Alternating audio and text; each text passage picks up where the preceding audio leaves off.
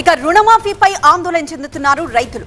రుణమాఫీ కాలేదంటూ బ్యాంకుల చుట్టూ తెగ తిరుగుతున్నారు. గంటల తరబడి క్యూ లైన్ లో నిల్చుంటున్నారు. నిజామాబాద్, వరంగల్ జిల్లాలోని ఏ బ్యాంక్ దగ్గర చూసినా ఇదే సీన్ కనిపిస్తోంది. బ్యాంకుల ముందు భారీ క్యూ లైన్లు దర్శనమిస్తున్నాయి. రుణమాఫీ కాలేదని కొందరు, గతంలో తీసుకున్న రుణాలకు వడ్డీ కింద జమ చేసుకున్నారని మరికొందరు బ్యాంకుల చుట్టూ తిరుగుతున్నారు. అసలు రుణమాఫీ విషయంలో ఏం జరుగుతోంది? నిజంగా రుణమాఫీ కాలేదా? ప్రభుత్వ గైడ్ లైన్స్ ను బ్యాంకులు పట్టించుకోవట్లేదా?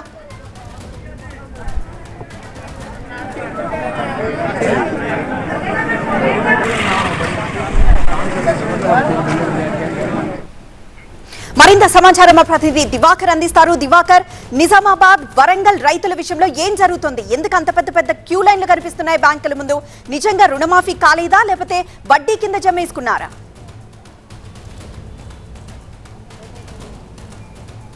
రైతుల పరిస్థితి దయనీయంగా మారింది. ఉమ్మడి నిజామాబాద్ జిల్లాలో రోజుకో చోట రైతులు రోడ్డుపైకి ఎక్కి ధర్నాలు, రాస్తారోకోలు నిర్వహిస్తున్నారు. దాంతోపాటు బ్యాంకుల చుట్టూ తిరుగుతున్నటువంటి పరిస్థితి. కూలీ పనులు, పొలం పనులు మానుకొని బ్యాంకుల చుట్టూ తిరుగుతున్నారు. వ్యవసాయ శాఖ అధికారుల చుట్టూ తిరుగుతున్నారు. వారికి అసలు రుణమాఫీ జరిగిందా లేదా అనే విషయాన్ని కూడా స్పష్టత ఇవ్వకుండా అధికారులు, వారికి కూడా అసలు స్పష్టమైన క్లారిటీ లేదు. ఫలానా పర్టికులర్ రైతుకు ఎందుకు రుణము రాలేకపోయిందో చెప్పలేకపోతున్నారు.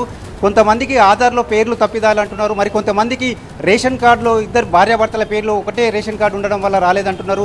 దీంతో రైతులు అయోమయానికి గురవుతున్నారు. ఇప్పటికీ ప్రభుత్వం మాత్రం అఫీషియల్గా 3 విడతల్లో రుణమాఫీ జరిగిందని ప్రకటించినప్పటికీ ఇప్పటికీ కూడా మొదటి విడత రుణమాఫీలో కూడా రానటువంటి రైతులు రోడ్లపైకి ఎక్కి ఆందోళన నిర్వహిస్తున్నారు. ఉమ్మడి నిజామాబాద్ జిల్లా వ్యాప్తంగా 3,80,000 మందికి రుణమాఫీ జరిగినట్టు, రుణమాఫీ అర్హులు అని చెప్పి ప్రభుత్వం ప్రకటించింది. దీంట్లో కేవలం 1,80,000 మాత్రం, అంటే 30% బిలో మాత్రమే ఇప్పటివరకు రుణమాఫీ జరిగింది. దాంట్లో మొదటి విడతలో కొంతమందికి రావాల్సి ఉంది, రెండో విడతలో, మూడో విడతలో, ప్రతి విడతలో కూడా రైతులకు ఇంకా రుణమాఫీ జరగలేదు. 2 లక్షల మందికి ఇప్పుడు ఉమ్మడి నిజామాబాద్ జిల్లాలో రుణమాఫీ జరగనటువంటి పరిస్థితి. ఇప్పటికి కేవలం 1,281 కోట్లను మాత్రమే ప్రభుత్వం విడుదల చేసింది. అయితే ప్రభుత్వం అర్హులందరికీ, ప్రతి ఒక్కరికి రుణాలు మాఫీ చేసి తీరుతామని చెప్తుంది. కానీ క్షేత్రస్థాయిలో పరిస్థితి వేరుగా ఉంది. రైతులు బ్యాంకుల వద్ద చెప్పులను క్యూ లైన్లో నిలబడి బ్యాంకుల చుట్టూ తిరుగుతున్నారు.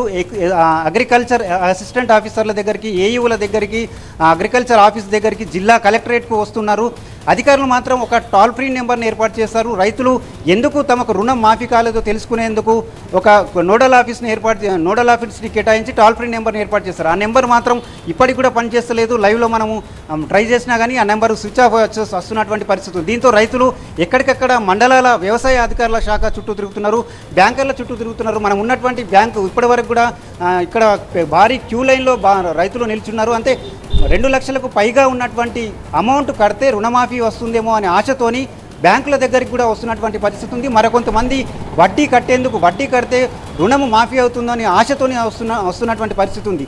ఈ విషయంపై, రుణమాఫీపై ఉమ్మడి నిజామాబాద్ జిల్లాలో రైతులు పెద్ద ఎత్తున ఆందోళన నిర్వహించేందుకు సిద్ధమవుతున్నారు.